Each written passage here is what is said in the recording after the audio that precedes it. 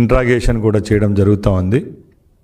నాయకుల యొక్క అండదండలతో ముఖ్యంగా జగన్మోహన్ రెడ్డి గారి మేనమామ కమలాపురం మాజీ శాసనసభ్యులు రవీంద్రనాథ్ రెడ్డి ముఖ్య అనుచరుడు.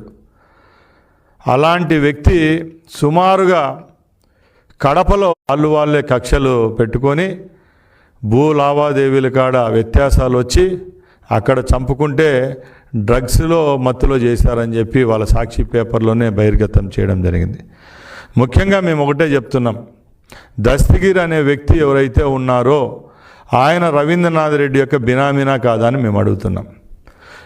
ఈరోజు దస్తగిరి ఇంట్లో పోలీసు వాళ్ళు చెకప్ చేస్తే 100 కోట్ల రూపాయలు ఆస్తులకు సంబంధించి డాక్యుమెంట్లు జరగడం జరిగింది. ఆ డాక్యుమెంట్లలో రవీంద్రనాథ్ రెడ్డి గారి సతీమణి పేరు ఉన్నాయి, డాక్యుమెంట్స్ ఉన్నాయి, అలాగే వాళ్ళ అబ్బాయి పేరు మీద ఉన్న డాక్యుమెంట్స్ కూడా ఉన్నాయి. ఇవన్నీ ఇంతగా బహిర్గతమైతా వస్తూ ఉన్నా కూడా నిమ్మక నీరెత్తిన విధంగా ఈరోజు వైసీపీ వాళ్ళు దాన్ని తప్పుదారు పట్టే పరిస్థితిలో ఉన్నారు. ఈ ప్రభుత్వం కూడా ఒక్కొక్కటిగా ఎక్కడ ఇలాంటి తప్పు చేస్తున్నప్పుడు డిపార్ట్మెంట్ కూడా ఎక్కడ వేమరపాటు లేకుండా ఇన్వెస్టిగేషన్ చేస్తూ వచ్చింది.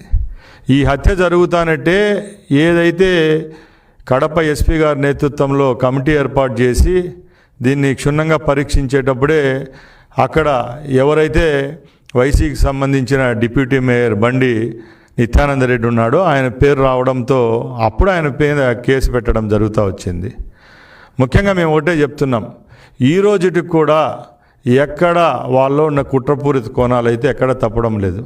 ముఖ్యంగా ఆ రోజు జగన్మోహన్ రెడ్డి ప్రతిపక్ష నాయకుడిగా ఉన్నప్పుడు వివేకానంద రెడ్డిని హత్య చేసింది ఎవరు ఆయనకు క్షుణ్ణంగా తెలిసినా కూడా ఆ రోజు చంద్రబాబు నాయుడు గారి మీద నెపం జల్లి సాక్షి పేపర్లలో ఇంకా వాళ్ళకు అనుకూలమైన మీడియాల్లో నారాసుర రక్త చరిత్ర అని చెప్పి వాళ్ళు ఒక ట్యాగ్ లైన్ ఇచ్చి ఇప్పుడు ముఖ్యమంత్రి ఆ రోజు ప్రతిపక్ష నాయకుడైన మా నాయకుని మీద బురద చల్లడం జరుగుతూ వచ్చింది. అది ఎలక్షన్లలో లాభం పొందేదానికి ఆ రోజు ఆ పని చేశారు. ఇప్పటికి కూడా ఇదే కోణంలో దస్తగిరిని కూడా చంపింది వైసీపీ వాళ్ళే. దీని వెనకాల ముఖ్య పాత్ర వైసీపీకి సంబంధించిన ముఖ్య నాయకులు, మాజీ శాసనసభ్యుడు అనుకోండి, మాజీ మేయర్ అనుకోండి, అంతా జగన్మోహన్ రెడ్డి కనుసన్నల్లో జరిగిందని మేము ఆరోపిస్తున్నాం. అలాగే నేను ఒకటే చెప్తున్నా, ఈ హత్య జరిగినప్పుడు జగన్మోహన్ రెడ్డి గారు సొంత జిల్లాలోనే ఉన్నారు.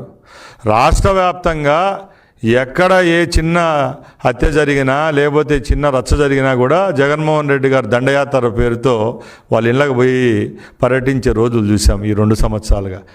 ఆయన సొంత జిల్లాలో జరిగినప్పుడు ఎందుకు పోలేదని మేము ఆయన ప్రశ్నిస్తూ ఉన్నాం. ఎక్కడికి పోతుంది ప్రజాస్వామ్యంలో?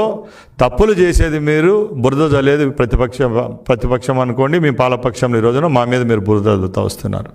దీని మీద సరైన సమాధానం చెప్పేదానికి జగన్మోహన్ రెడ్డి గారు ఉన్నారా అని అడుగుతున్నాం. మేము ఒకటే సవాలు విసురుతున్నాం, ఆ రోజు 5 సంవత్సరాలు మీరు పాలకపక్షంలో ఉండి రాష్ట్ర వ్యాప్తంగా దారుణంగా మారణకాండ చేస్తూ వస్తే ఆ రోజు కూడా తెలుగుదేశం పార్టీ కార్యకర్తలు, రాష్ట్ర ప్రజలు చేసిన ఉద్యమాల వల్లే ఈరోజు మీరు ఏదైతే 11 సీట్లకు అయిపోవడం, మేము రూలింగ్లోకి రావడం జరుగుతూ వచ్చింది.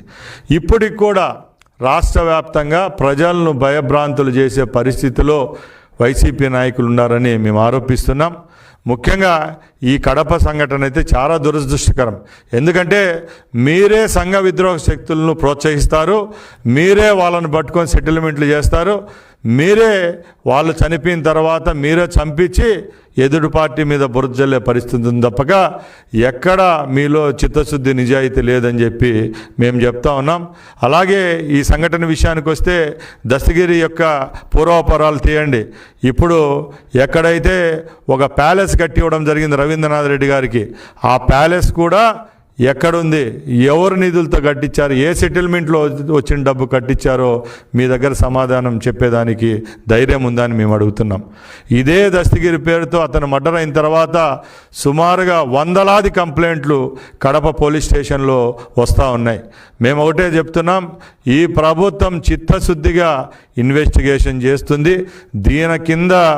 దీనికి కారకులైన బామర్దులైనా కానీ వాళ్ళ యొక్క ముఖ్య అనుచరులను ఎవరినైనా కూడా బొక్కలో నుంచి తీసుకొని వచ్చి లోపలేసేదానికి ప్రభుత్వం పనిచేస్తుందని సభాముఖంగా తెలియజేసుకుంటున్నాం. నేర సామ్రాజ్యాలు స్థాపించడం, దాన్ని ముందుకు తీసుకొని పోవడం కేవలం జగన్మోహన్ రెడ్డి గారికే చెల్లుతుందని చెప్పి నేను తెలియజేసుకుంటున్నా. ముఖ్యంగా ఈ సంఘటన జరిగిన తర్వాత కడపలో ఒక భయం అనేది స్టార్ట్ అయింది వైసీపీ వాళ్ళల్లో. మనము తప్పులు చేస్తున్నాం, పోలీసులు ఉదాసీనంగా ఉండేవాళ్ళు గత ప్రభుత్వంలో.